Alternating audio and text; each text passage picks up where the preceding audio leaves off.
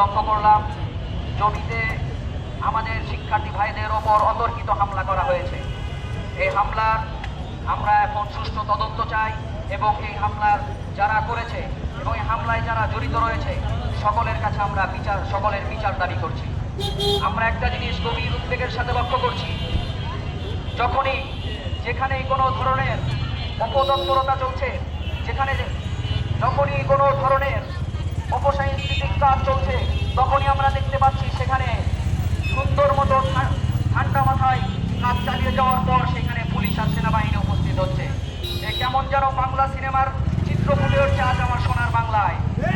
স্পষ্ট ভাষায় বলে দিতে চাই, ছবিতে যারাই হামলা করেছে এ হামলার দ্রুত তদন্ত করে যাদের বিচার যদি না করা হয়, বাংলাদেশ খেলাফত ছাত্র মজলিস সামনের দিনে রাজপথ দখল করবে।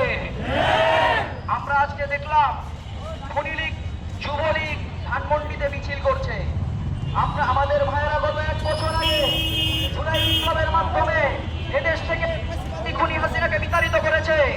1 বছর পেরোতে না পেরোতেই আবারও যুবলীগ ঢাকার মধ্যে রাজধানীর ধানমন্ডিতে কিভাবে মিছিল করে ইন্টারিমের কাছে জানতে চাই। তামাশা শুরু করেছেন দেশ নিয়ে। আমরা স্পষ্টভাবে বলতে চাই, 1 বছর যাওয়ার পরও কেন আওয়ামী লীগের এখনো বিচার হলো না? স্পষ্টভাবে বলছি, যদি আওয়ামী লীগকে আপনারা পুনর্বাসন করার কোনো পায়তারা করতে চান, বাংলাদেশ খেলাফত ছাত্র মজলিস ছাত্র জনতাকে নিয়ে পূর্ব আন্দোলন করে তুলবে। গত কয়েকদিন আগে আমরা লক্ষ্য করলাম বিপিনুরের ওপর হামলা হয়েছে, সেইখানে সেনা সদস্য পুলিশ স্পষ্টভাবে হামলা করেছে।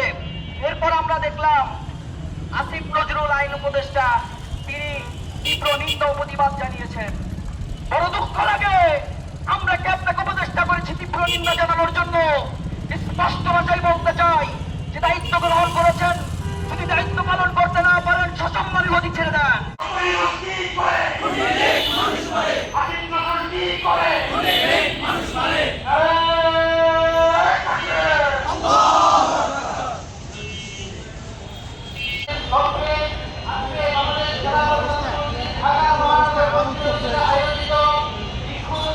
আয়োজিত